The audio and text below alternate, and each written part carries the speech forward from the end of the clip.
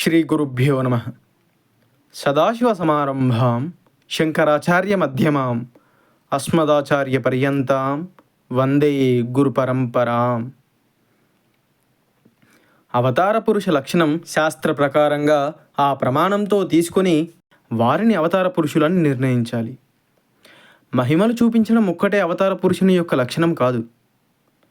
వారి యొక్క అనంతమైన వ్యక్తిత్వంలో మహిమలు కూడా ప్రకాశిస్తూ ఉంటాయి. కానీ ధర్మ ప్రతిష్టాపన వారి యొక్క ప్రధానమైనటువంటి లక్ష్యం.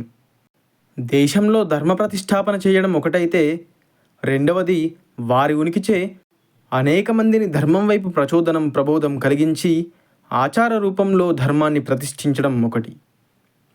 మూడవది వారి ధర్మాన్ని 100కి 100 కాపాడుకోవడం. ఇది ముఖ్యంగా అవతార పురుషుని యొక్క లక్షణమని వాల్మీకి రామాయణంలో శ్రీరామచంద్రమూర్తి గురించి వర్ణించిన విషయం. రామచంద్రమూర్తి గురించి ఏ విధంగా అయితే రామో విగ్రహవాన్ ధర్మ అని చెప్పారో, అదేవిధంగా యతీశ్వరులైనటువంటి జగద్గురువులు శ్రీ శ్రీ శ్రీ చంద్రశేఖరేంద్ర సరస్వతి మహాస్వామి వారు కూడా అటువంటి ధర్మ విగ్రహులు అనేది అక్షర సత్యం. స్వామివారు మహిమలు కూడా ఏ విధంగా చూపిస్తున్నారు అంటే, అది దైవకృపగా ప్రతిష్ఠించడం జరుగుతుంది. తనను ఆశ్రయించిన భక్తులని దైవభక్తులుగా మార్చినటువంటి అపారమైనటువంటి ఒక ఔచిత్యంతో కూడిన కృప వారి దగ్గరున్నది. అందుకే తన వద్దకు వచ్చిన ఒక పేద భక్తుణ్ణి కామాక్షీదేవి వద్దకు వెళ్ళి ప్రార్థన చేసిరా అని చెప్పడం, రామనామం రాసినందుకు ఒక మూగపిల్లవాడికి మాటలు వచ్చేటట్లు చేశారు. పరమాచార్య స్వామివారి దేశభక్తి కూడా అనన్య సామాన్యం. మా పీఠం, మా జపం, మా దగ్గరకు వచ్చిన భక్తులకు తీర్థప్రసాదాలు ఇస్తాం అనే ధోరణి కాదు వారిది.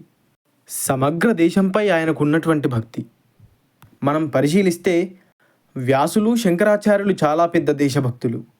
అద్వైత సిద్ధాంతాన్ని బోధిస్తూ కూర్చోకుండా మొత్తం భారతదేశం, ఆసేతు హిమాచలం 4 సార్లు పాదచారి అయి పర్యటించి ఈ దేశం యొక్క గొప్పతనాన్ని ప్రతిష్ఠించారు.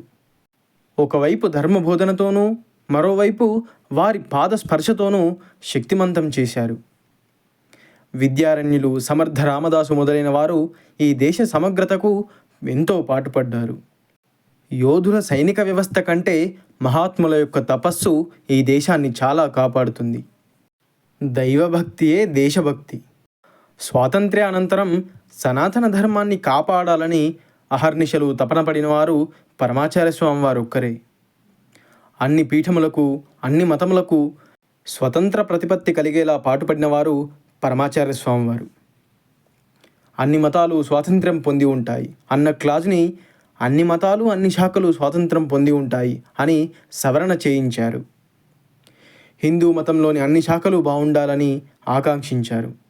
ఏదో ఒక అద్వైతాన్నో, స్మార్తులను మాత్రమే రక్షించకుండా అన్ని శాఖలతో కూడిన సనాతన ధర్మాన్ని శంకరుల తర్వాత అంతలా రక్షించిన వారు పరమాచార్య స్వామి వారు మాత్రమే. అన్ని శాఖల వారు, మతాల వారు మహాస్వామివారు భక్తులే. కానీ వారిని ఎప్పుడూ వారి స్వధర్మాన్ని వదలమని చెప్పలేదు. వదులుతాము అన్న వారిని అంగీకరించనూ లేదు. అద్వైతం ఒక తత్వం. వారి సాంప్రదాయాలను అనుసరింపజేసి వారిలో అద్వైత భావనను ప్రతిష్ఠించారు పరమాచార్య స్వామి.